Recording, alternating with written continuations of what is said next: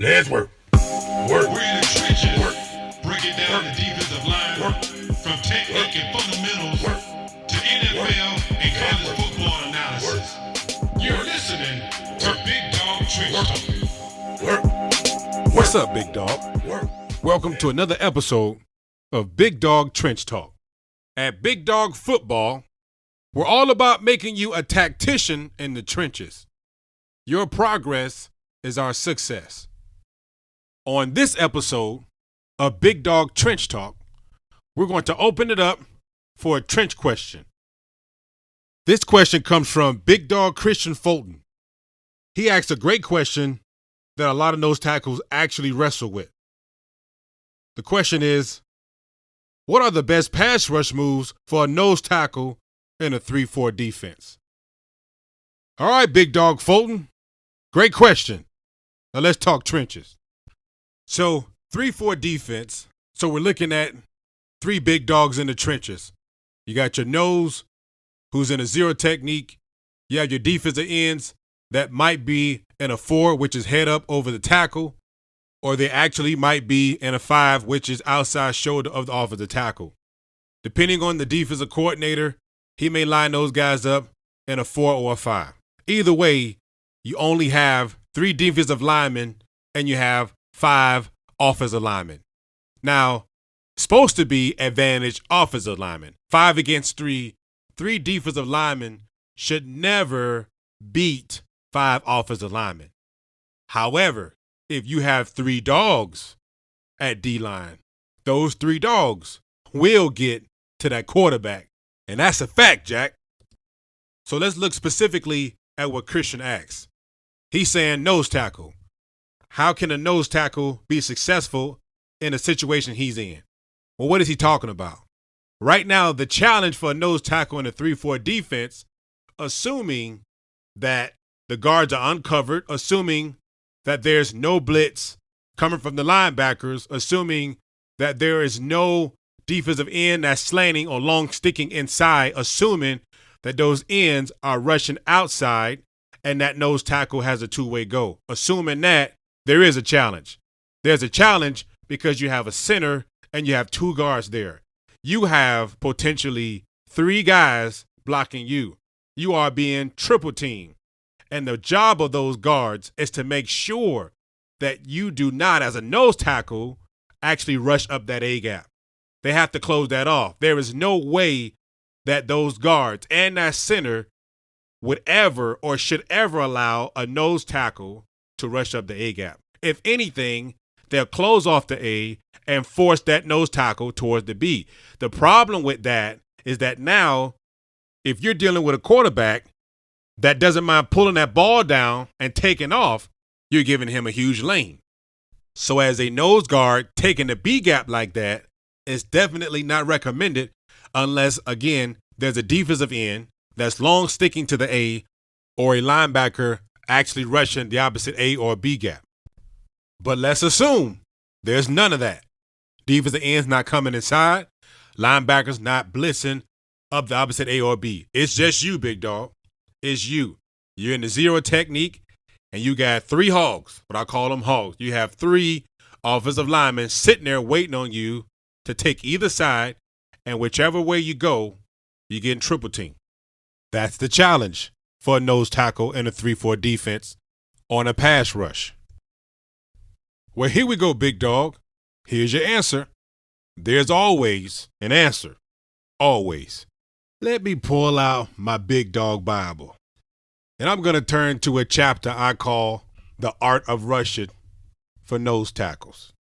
And the proverb reads, in the trenches, you don't get space. You create space. When the guards take away your space, take the center's place. Let me say it for you again, big dog, in case you ain't catch it. When the guards take away your space, take the center's place. What you talking about, big dog? Glad you asked. Let's flip sides for a second. The offensive guard's job is to make sure that he lends a helping hand. He's got to lend a helping hand to a center. So while he's punching and stepping to close off that A gap, He's punching with his inside arm, and he's looking for work. He's looking to see if there's a backer or if there's a defensive end coming across threatening his B gap. That's what he's doing. So he's going to close off that A gap while he looks towards the B. And if that nose tackle is threatening that A gap, he's going to put both hands on him and shut him down. That's his job. So potentially what you have is you have three guys closing off the A gap and forcing you to work laterally as opposed to working vertically. That's their job. You have three guys sitting there and they have taken away your A. They have taken away your A and they're forcing you, potentially passing you on to each other, making sure you don't penetrate the A. They're taking away the A. That's the job of the guard. So the gaps are tight and you can't see no sunlight. What do you do? This reminds me of a movie that I watched. One of my favorite movies of all time, hands down, is Rocky. All the Rocky series, I've watched every single one of them, like more than 10 times a piece. I'm telling you, I've seen them over and over again. I love them, every one of them. Rocky 4 is definitely one of my favorite out of all of them. So if you're not a Rocky fan or you just haven't seen any of the Rocky movies, then you don't know which one I'm talking about. So let me explain. Rocky 4 is where Rocky fights Drago. Okay, Drago is a beast. Okay, he's a Russian boxer and he is very strong and very powerful. Big dog, he was a monster, I'm telling you. So round one, ding, ding, here we go. Drago's on Rocky like white on rice. I mean, Rocky can't go nowhere. Ain't no peace in the ring. Every throw Drago's throwing is landing like heat missiles. They landing. Drago throwing a jab. Landing. Hook, uppercut. Hook, jab. Landing. Like all of them landing. So I'm sitting there watching like, oh my God. I guess Rocky 4 is when Rocky finally gonna die. Because that's what it looked like, big dog. It looked like Rocky was going down. But he kept getting back up. Ding. Bell rings. Round 1 is over. Rocky goes back to his corner. So his coach says, all right, what's happening out there? And Rocky says, he's winning. I see 3 of them out there. So Paulie's behind him and he says, hit the one in the middle. And his coach, Tony, says, right, hit the one in the middle. Big dog, that scene is classic. And this question reminds me of that scene. You're a nose tackle in a 3-4 defense. You actually have 3 guys you got to deal with. You know what my answer is? Hit the one in the middle.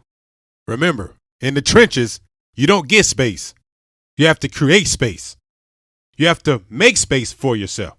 When the guards attempt to take your space away, hit the one in the middle. Attack the center and take his place. A nose tackle in a 3-4 defense has to be able to create space. Creating space as a nose tackle is one of the most important elements to the art of rushing a passer. So what do I specifically mean when I say take the center's place? Well, you can't go left and you can't go right. What you want to do is hit the one in the middle. You want to now attack that center and you want to put him on a different level. Now, putting him on a different level can mean a numerous amount of things. What's going to make it difficult for you to work right or left is that you're working into the guards. The center and the guards are on the same level. What I mean by that is they are hip to hip. Now, they might sponge set. In other words, they may form a horseshoe around the quarterback to absorb anything that's coming. So that guard might be slightly behind that center, but that's by design. They're forming a horseshoe around the quarterback, yet they are hip to hip connected. Now, attacking the center, hitting the one in the middle, how does that help? It helps because you have now driven the center back and you've placed the center on a different level than the guard. Now, remember I said earlier that guard is going to sit in there and lend a helping hand. He's going to close off that A gap, punch with his inside hand to make sure that you stay as a nose tackle in front of that center. Well, that helping hand doesn't matter because I'm going to attack that center. I'm going to actually hit the one in the middle. I'm going to put him on a different level. When I attack the center, and I put that center on a different level than the guards, I just replaced the center. Where the center was standing, where the center was actually located at the line of scrimmage, I replaced him because I knocked him back and I sat him down. That's why it is so important that you have a great stance and a great start, and that you shock and sit that center down. Once you shock and sit that center down and you attack the one in the middle, wherever that center was is where you now are. Why? Because the guards have taken away your space. Well, if the guards take away your space, then you take the center's place. You now shock and sit that center down. So in shocking and sitting that center down, you've now driven the center past the guard's hip. Now you have created a crease. By shocking and sitting that center down, you have created space, or you've created a crease for yourself. So big dog, visually imagine what I'm saying. Imagine yourself or your athlete, your nose tackle, explodes off that ball, and he shocks that center and knocks him back. So imagine the center's toes is on the guard's heel. Now, because they're not hip to hip, you have that space to work. Primarily, big dog, that's what you're trying to do. You've got to create a crease. You've got to make space for yourself to work. So first things first, hit the one in the middle and create space. Now that you've got them where you want them, be ready to shock and shed or shock and snatch. By you shedding the center, it's creating more space for yourself to work the opposite aid. So you get off the ball, you shock him, you sit him down or knock him back, and you shed him right or left. Now, when I say shed, what I'm referring to is that you're actually now playing half a man. Though you're head up as a nose tackle in a zero, and you attack that center, you hit the one in the middle. Once you've driven him back as far as you need to go, whereas now hopefully he's behind the hips of the guards, now look to shed him right or left. So if you shed him to your defensive right, you're knocking him into that left guard and creating even more space for yourself when it's time to work to your left, defensive left. So again, you shock him, you shed him, and you work that gap you just created for yourself. That's you now creating space. Okay, coach, what if he's strong? It's a strong center, and I'm having a hard time knocking that center back to even create that space or put that center on a different level. Well, big dog, that's a great point, because driving the center back is not the only way you can put the center on a different level than the guards. You can also snatch that center forward. That will cause you to now put that center on a different level. No, the center's not behind the heels of the guard, but now the center is in front of the guards because he's top heavy. A lot of times when those centers don't want to be moved, they're probably top heavy, which means that they don't have good posture. Their shoulders are not above their hips or slightly in front, but they're top heavy. That means their back's flat and they're leaning on you pretty heavy. Perfect opportunity as a nose tackle to feel that through your hands and snatch him forward. When you snatch him forward, you just put the center on a different level. The center's shoulders and the guard's shoulders are not close in proximity. They're not even close to touching. You just put now the center on a different level. Once again, he's not behind the guards. You just snatched him in front of the guards. That's another way of putting that center on a different level. But you've got to be smart, big dog. The first thing you have to do is attack. You've got to get your hands on the center, and your hands for you now, once you hit the one in the middle, have to operate like these USBs. And I always tell my big dogs, get your hands plugged in like they're USBs, because at that point, big dog, you can now retrieve information.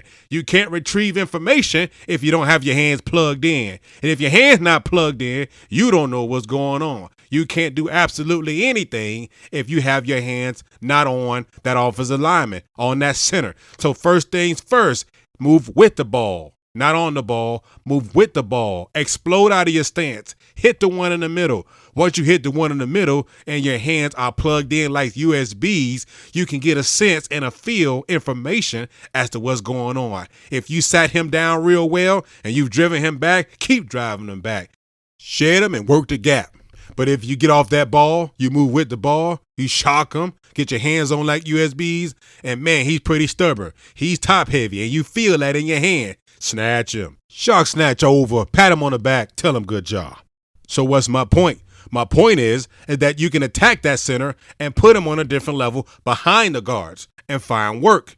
Or you can attack that center and put him on a different level in front of the guards. Well, you also can find work. There's always an answer. There's an answer to every question. You just have to work for it and find that answer. All right, big dog. So you might be thinking, okay, coach, so is shocking and snatching or shocking and shedding the only way I can pass rush in a 3-4 defense? Absolutely not. We just getting started. Let's look specifically now at the actual hand mechanics of the pass rush move. As a nose tackle and a zero technique, you can work your 2x2 or 2x1. When I say 2x2 or 2x1, I'm referring to the hand mechanics of pass rush moves. So let's look at a 2x2. A 2x2 is kind of what I just mentioned before, which was that shock and snatch or shock and shed. Snatching and shedding are pass rush moves. They are escapes. So if you punch the center with two hands, you're going to shock him with two hands, or you're going to snatch him with two hands. That's what I call 2x2. Now, when I say 2x1 or 2-to-1, which you'll see at BigDogFootball.com with my pass rush moves, 2x1 means I'm going to shock you with two hands, and I'm going to take one hand off so I can work the center's hand off and escape. Now, here's where it gets a little bit more detailed. So let's talk about the 2-to-1 or the 2x1. If I'm a nose tackle and I attack that center and I set him back like I would like to and put him on a different level with two hands, and I take that hand off. Now, coach, which hand should I take off? Okay, let's say you're a nose tackle and you want to work to the right, defensive right. You have an option. You can take your right hand off. Now, if you're working to your defensive right and you take your right hand off, now your left hand stays on. That left hand is still collapsing that center. You're still collapsing the pocket with the center with what I call the pusher or your pusher arm. So I'm 2-to-1. My right hand comes off. My left hand's still on because it's still pushing what I call the pusher. And so with my right hand, I'm going to now work my hand and work that center's hand off of me. So you've pretty much turned the pass rush into a long arm. Two hands to one. You kept your inside hand on because you're going right. Your inside hand's your left hand. And now you're long arming that center towards the quarterback. You are not collapsing the pocket. What are you doing with your right hand? Well, it depends. And this is where hand leverage comes into place. What's your hand leverage? Is your outside hand under that center's left hand? Is your outside hand on top of that center's hand? Is your outside hand inside of that center's arm because he's trying to grab your shoulder pad? Where is his hands? That's where you have to feel where you are. That's where the beauty of rushing comes in, and now you're being a tactician in the trenches. So 2-to-1, left hand stays on, right hand comes off, the center's hand's under yours. Boom, quick swim off. Why quick swim? Because a quick swim requires for you to go down. If you have the hand leverage to go down, which means your hands are above his hands, work down. 2-to-1, inside hand stays on, outside hand comes off, but his hands are above your hands. His hands on the top of your shoulder pad. What do? Now we forklift or we T-lift. 2-to-1, inside hand stays on, outside hand comes off. Well, coach, now his hands are actually inside of my hands. They're high and inside. What do? You C swat or T swat. Knock his hands inside and work the edge. Let's say you attack the center and the center has grabbed your outside shoulder pad and your hands are inside of his, but his hands are outside of yours. What do we do now? Well, we can wheel out or we can snake through. When you've shocked and sat that center down or driven him back, collapsed the pocket, and created space for yourself, now, as a tactician in the trenches, you have to feel where his hands are and work. Identifying hand leverage is going to tell you exactly what you need to do. It's not something you look for, but it's something you feel. So, if the center hands are low, what should you do? You can chop down, you can T-chop down, you can quick swim down. Why? Because your hands are higher than his. If the center's hands are higher than yours and your hands are under his hands, what can you do? You forklift and you tee up. One of those two would get you out of that situation. If the center's hands are inside of your hands and they're on your chest plate, what do? You can swat, T-swat, C-swat, knock his hands inside and work the edge. If the center's hands are outside of yours, you can wheel out or you can snake out. You can even punch out or punch and drop to that side. Big dog, there is always an answer. Always an answer. You just have to be willing to work for it and grind to it. Now, all of those pass rush moves were all 2-to-1 or 2-by-1 pass rush moves. But specifically, it was the 2-by-1 where we kept our inside arm off and that pass rush move turned into a long arm rush. Now let's talk about the 2-by-1 or the 2-to-1 pass rush move where we keep our outside arm on and take our inside arm off. This is what I call the quick release. So let's go with the same example. I shocked the center as a nose tackle. I sat him down, I drove him back, and I want to work to my defensive right. So as opposed to me taking off my right arm, I'm going to keep my right arm on, and I'm going to take my inside arm off. Now, why would I want to keep my right arm on if I'm going right? Great question. Because I want to stack his feet. I want to get him now to stack. If I can get his feet to stack, I got a sack. Now, what do I mean by stack? Well, if the center's feet are on top of each other, and I don't mean that literally. I'm not saying that he's stepping on his own foot. What I'm saying is that his feet are vertical, that his feet are facing the sideline. He has completely opened his hip, or what I call open his gate. His feet are stacked. When you get his feet to stack or you get him to drop that back foot, you have just created space for yourself. The center and the guard are no longer foot to foot. You kept your outside arm on and you caused his feet to stack, or you caused him to drop that foot and open that gate. Well, if that gate's open, I'm sure going through it, but ain't nobody open it for me. Had to open it myself. And you can do that, big dog. You can do that with the quick release. You can do that if you keep that outside arm on, lock him out, play low and long, because we know low and long equals strong. Make him drop that foot because you're attacking right. He drops that left foot, and now you got what you wanted. He's opened the gate. His foot has stacked. Now go get your sack. Bring that inside arm now, because remember, you took that inside arm off. You kept your outside arm on, but you took your inside arm off because you are not ready to rip and run or chop and drop. Now keep this in mind. None of this works if you are not playing with good leverage, what I call laser down. Now, what I mean by laser down is I always like to use this example. If there was a laser in the middle of your chest and you're standing straight up and down, that laser will be pointing straight out. Why? Because you're standing straight up. But when I say laser down, what I mean is I want that chest down. I want that chest down towards the ground. I want you flat back at contact because that brings great impact. Flat back at contact brings great impact.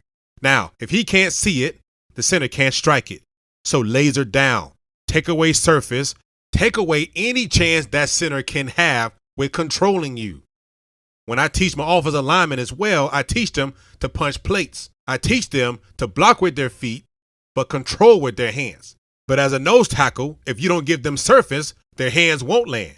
And if their hands won't land, then they'll never have control. So laser down, big dog, chest down. Don't give them surface to control. Always play on your 45 drive, so keep that in mind. All of these things will work if you're playing with great leverage. So in this discussion, if you choose to hit the one in the middle, this is the best way to go. The 2x2 or the 2x1. If you 2x2, you can shock and snatch or shock and shed. If you decide to go 2x1, you can keep the outside arm on, shock him with 2, press him with 1, quick release. And we can also go 2x1, keeping the inside arm on, transitioning quickly into a long arm rush. Shocking with 2, keep collapsing with the inside arm, and work off with the outside arm. And the move will vary based on your hand leverage. If you decide to hit the one in the middle, one of those will work. I guarantee it. Now, if you go and work on these moves, you'd have plenty in your arsenal to deal with that center and those guards in that 3-4 defense. Now, I can hear somebody asking me, Coach, which one out of all of those moves is the best? Honestly, big dog, it depends on you. You might just be that power rusher. You might not want to go 2-1. You might not like the idea of taking a hand off. And if you're a powerful guy with a great get off, you move with the ball, not on the ball. You move with the ball. I probably wouldn't recommend you take a hand off. I say bull him, collapse the pocket. I say bull him, shed him. I say bull him, snatch him. I'd probably say, big dog, you're powerful, work your 2x2. If you're a nose tackle with moderate strength, average, not very powerful, but you have really good hands, well, I'll tell you, big dog, try your 2x1. Turn that pass rush into a long arm and work your outside arm and get off of it. That's what I would tell you. Some may say, Coach, I'm not strong at all. What do I do? Well, big dog, you better have the hands of a skilled surgeon, skilled and precise. You can't 2x2 or 2x1. You would be what I call a finesse rusher. When I get a finesse rusher at nose tackle, I'm teaching him to attack the elbows and below. We don't put our hands on the offensive lineman because if we could put hands on him, he could put hands on us, and you may not be strong enough to get off. Again, I'm talking to my finesse rushers. The beauty behind all of this is to find your match. Find your weapon. What weapon works well with you? What weapon works well with you and for you? That's the beauty of all of it. Do I have to know how to do 35 moves? No, you do not. You just have to find those 3 moves that you feel will work for you in this situation. In this 3-4 defense, being that nose tackle, you have to work the one that works for you and with you. That's the beauty of it. Find your match. Find your weapon. What 3 moves should you develop? Go back and listen to episode 2, where we talk about the go-to, the setup, and the counter. I think it'll help you. Now, I'm not sure if you caught this, but if you were listening, I think you heard me say, if you choose to hit the one in the middle. Well, Coach, what you mean if I choose to hit the one in the middle? Isn't that the only one I can hit? You probably know the answer to that. The answer is no. The center is not the only guy that you can hit. Now, I absolutely recommend hitting the center first. I agree that you have to hit the one in the middle first, maybe second, and maybe third. I don't know about fourth and fifth and sixth and seventh. Big dog, you're getting predictable. And ninth, and so on and so forth. Big dog, you ain't fooling nobody. Remember, we're training you to be tacticians in the trenches. One of the key elements of war is surprise. That means change the rhythm of your rush. Change your course. Don't allow him to predict what you're going to do by doing the same thing over and over and over again. Eventually, you hitting the one in the middle ain't going to work. So again, to answer your question, do I always have to hit the one in the middle? No, please don't always hit the one in the middle. Should I start off by hitting the one in the middle? Absolutely start off by hitting the one in the middle. And once you hit the one in the middle, change your POA, change your point of attack. Well, how do I do that? Great question, big dog. Attack the guard. Have you been listening to anything I've been saying? Let me go back to my big dog Bible, and it reads, again, in the trenches, you don't get space. You create space. Big dog, I'm just messing with you. I know you're listening. But this rush I'm talking about is called the ricochet rush. This is where the nose tackle would attack the inside shoulder of the guard. Now, the beauty behind this is that, remember, first you hit the one in the middle. You attack in the center. Once, twice, maybe even 3 times. What's those guards going to predict? They're probably going to predict that you're going to attack the center again. But this time, big dog, you don't. You change your POA just that fast. Now, it looks like you lined up the same way, and you are. But your point of attack is different. Now, we're going to attack the inside shoulder of the guard. And when we do that, big dog, watch this. The offensive tackle has to kick out on that defensive end. So you have that space with that B gap. You can knock that guard over into that B gap, and that's going to give you more space in your A gap. Now you're playing like a tactician.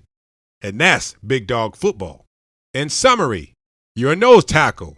You're a big dog playing in a 3-4 defense. How do I deal with this? Attack the one in the middle. Shock and sit him down. Work your 2x2 or your 2x1. Or finesse him. Attack his elbows and below. Put that center on a different level and create space. Be smart, big dog. Eventually, change the rhythm of your rush. Change your POA and ricochet. Hey, big dog, I can talk about this all day long. Actually, I think I do talk about this all day long. Big dog Christian Fulton. Great question, big dog. We appreciate that. I know for a fact, the big dog community, we got better today. Your progress is our success. Big dog, if you have a question, feel free to email me at trenchtalk@5starlineman.com. That's trenchtalk@5starlineman.com. We appreciate your questions, and we really appreciate you being subscribed to our Big Dog Trench Talk podcast. Also, don't forget to head over to BigDogFootball.com. It is the mecca of D-line content. People all over the world are subscribing and joining the Big Dog Football community every day.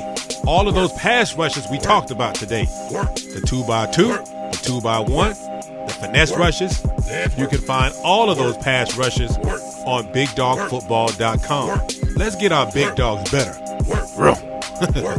All right, big dog, you know what time it is. Stick those cleats in the dirt and let's go to work. Let's work.